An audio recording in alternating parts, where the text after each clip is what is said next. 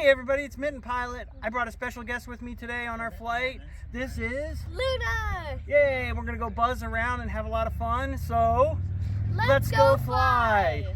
Hey everyone, climb on board with me, Lewis, the Mitten Pilot. So let's go fly and experience everything the Mitten has to offer. Okay, I'm gonna yell clear prop. You ready? Can I do it? Yeah. Okay. Open the window. Do you know how to do it? Oh, the other way. Yeah. I'll help you. There you go. Okay. Clear prop! Well done. Alright, here we go.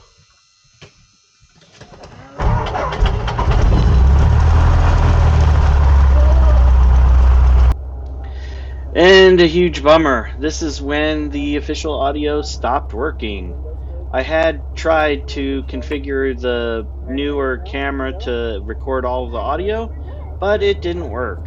So instead, what we're going to do today is I'm going to do a voiceover and just sort of walk through this flight that I took with Luna and kind of explain the sort of different things that go through my head or the procedures that we're doing and how the whole flight sort of works. And of course, if you have questions or comments, please leave them in the comments below and I'll do my best to answer them or talk through them. So here we are wrapping up some pre-takeoff checklists, and we're going to taxi across the grass, across the runway and into the taxiway. We'd been set up for some Eagles flights, showing some folks what flying is all about. So we were parked real close to our clubhouse, and we just parked in the grass because it's nice and easy to get to instead of having to walk across the runway. And so we're going to taxi across runway 422 and over to the taxiway and head south down to runway 4. So we'll make our turn here. One of the things going through my mind is pulling back hard on the yoke, because as you can see, it's really quite bouncy, and what we don't want to have happen is the front wheel to go into a bit of a divot and then sort of slam the airplane forward and jam the prop into the ground. That would be terrible. So we got onto the taxiway and we're headed south. We're actually down near the very end here. We're back taxiing.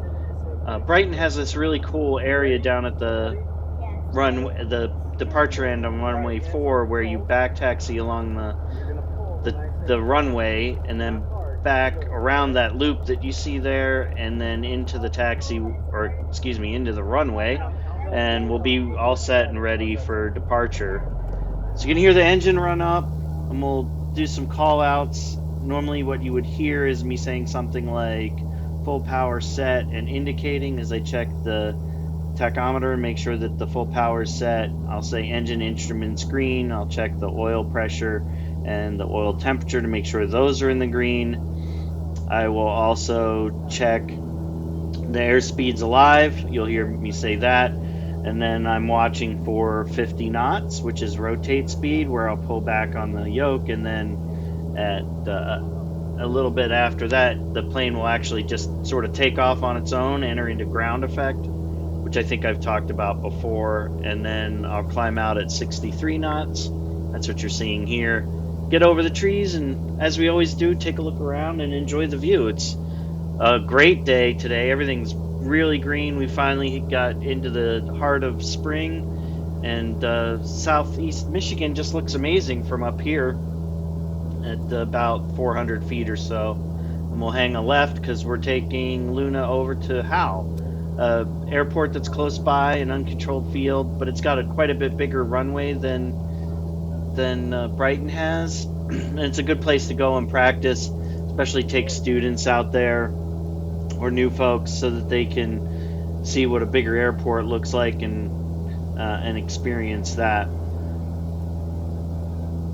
So here in a second we're gonna switch views and take a look around at what it looks like from the front. Beautiful day, nice cumulus clouds off in the distance. Made it a little tiny bit bumpy. You can see the wing sort of dipping and rising. in the little bumps, the tiny bit of turbulence that we had that day. But otherwise, it was a great day to fly, and we were just having a lot of fun exploring Southeast Michigan between Brighton and Howell. So what we actually are looking at over here, you can see me peeking in the mirror.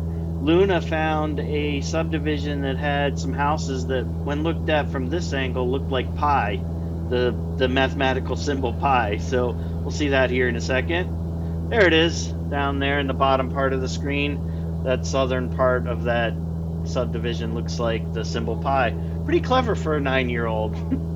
Thought that was really cool. But a great view of the area.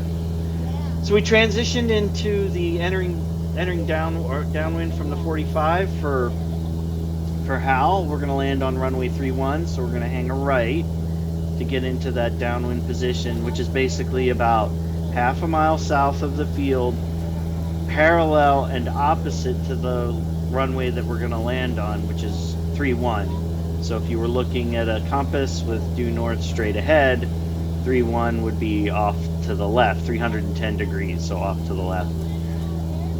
So we're down at about 1,000 feet. You can see the tachometer over on the right at about 1,600, 1,700 RPM. That's a good setting for setting up for a landing. We're on a heading of just about a little bit right of east. You can see that on the left-hand side, and you can see the GPS dead center just below the compass, and the radio below the GPS.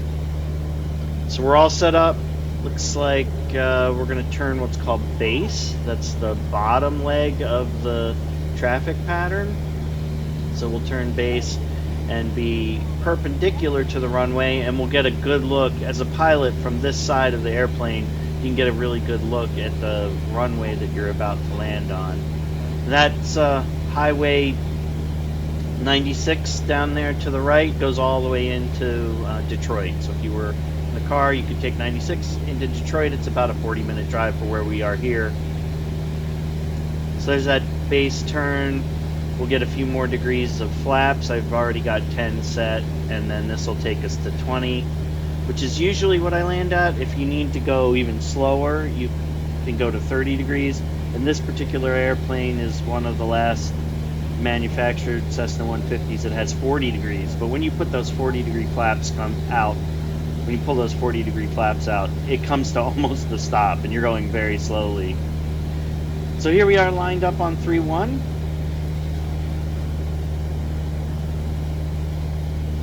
At a couple hundred feet. It's hard to see from here, but on the left-hand side, about 1,000 feet up the runway, which is about a quarter of an inch or so on this screen, depending on how big your monitor is, you'd see the lights, 2 red and 2 white, showing that I'm on the glide path, and I'm just going to keep following that path down. I'll adjust power and my pitch so that I'm at a good speed, not too fast, not too slow, and a good angle for landing. I'm sort of reducing power here as we get closer to keep that speed down.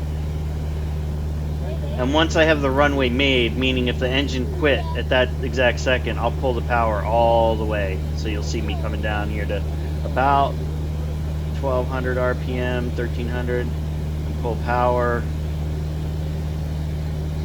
And we're gonna land here. Nice view from the side, gives you kind of an idea of the speed that you're going. And then I apply power because we're not going to stick around long, and we'll just do a touch and go, just some quick practice. We watch those flaps come all the way back up again, and we'll take off and head back to Brighton. So we'll get a nice view of all the hangars. Lots and lots of aircraft here. There's some jets parked on the south side, hangared on the south side. There's a couple of helicopters that you see here, and if you watch some of my other videos, you'll see that this particular uncontrolled airport can get very, very busy. Alright, so we're going to turn crosswind. That's the opposite side from base. We're going to make our left turn here in just a second as we climb through probably about 400 feet or so. Can't see my altimeter from here, but That's close enough. And there's that turn at about, like I said, about 400 feet. Well, you can hear Luna and I sort of chit-chatting in the background. I wish we'd have recorded all of it. She had some fun things to say. And then finish up that turn with a nice view of the cockpit and the clouds off in the distance.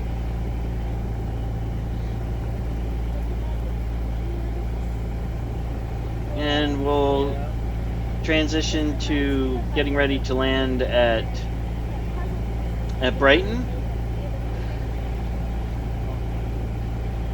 Here we are getting set up. We'll turn into our pattern.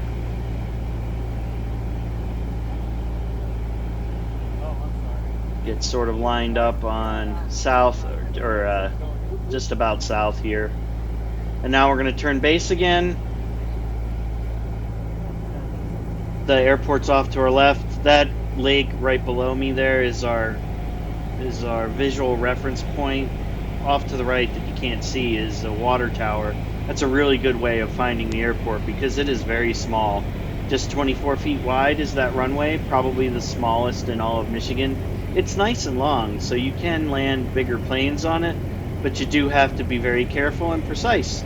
We'll see the runway come into view here. You can see exactly how narrow it is. It's so narrow as to be actually narrower than the wings on my plane. 4 feet of wing extends off of each side when I land.